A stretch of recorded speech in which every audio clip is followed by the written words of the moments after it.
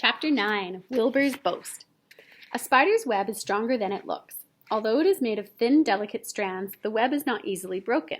However, a web gets torn every day by the insects that kick around in it, and a spider must rebuild it when it gets full of holes.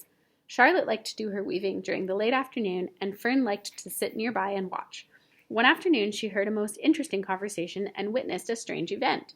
"You have awfully hairy legs, Charlotte," said Wilbur, as the spider busily worked at her task.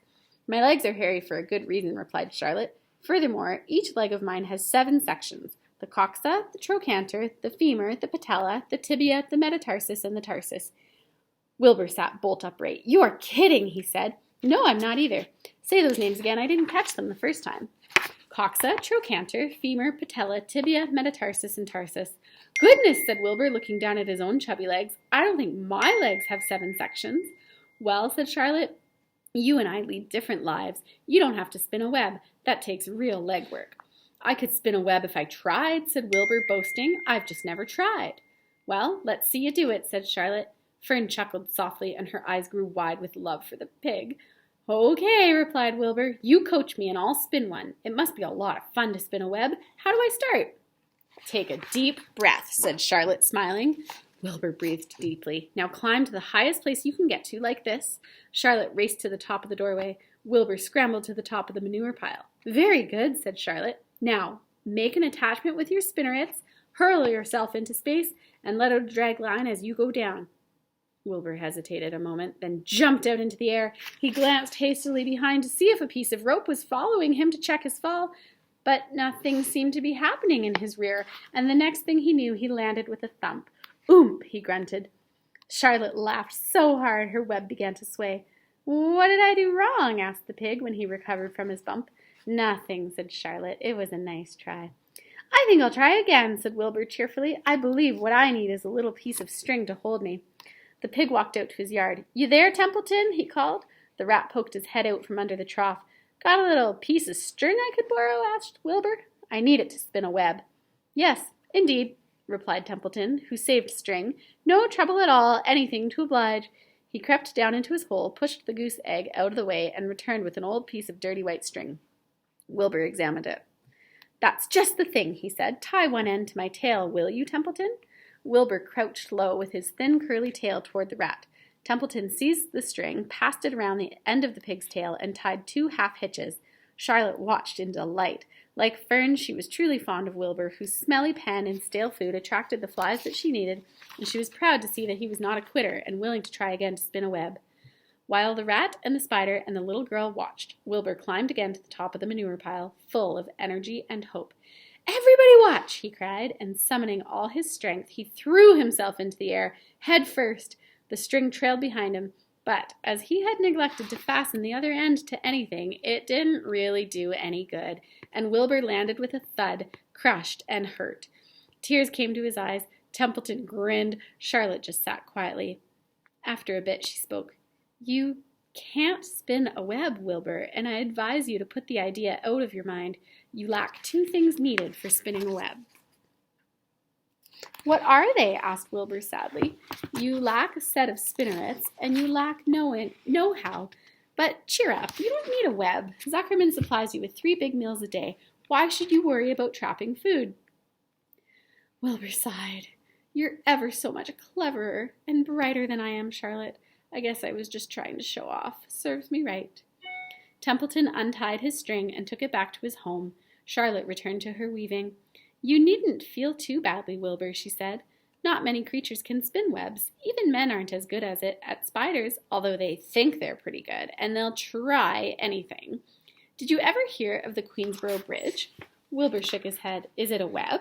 "Sort of," replied Charlotte. "But do you know how long it took men to build it? 8 whole years. My goodness, I would have starved to death waiting that long. I can make a web in a single evening." "What do people catch in the Queensboro Bridge? Bugs?" asked Wilbur.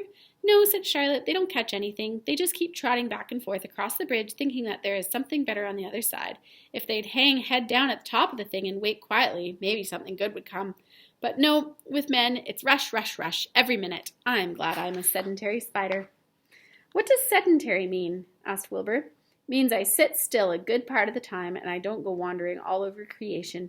I know a good thing when I see it, and my web is a good thing. I stay put and wait for what comes. Gives me a chance to think.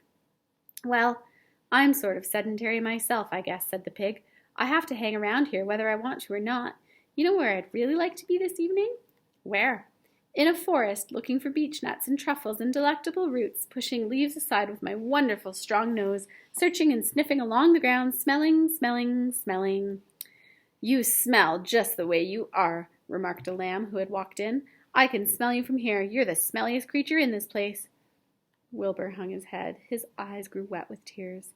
Charlotte noticed his embarrassment, and she spoke sharply to the lamb. Let Wilbur alone, she said. He has a perfect right to smell, considering his surroundings. You're no bundle of sweet peas yourself. Furthermore, you are interrupting a very pleasant conversation.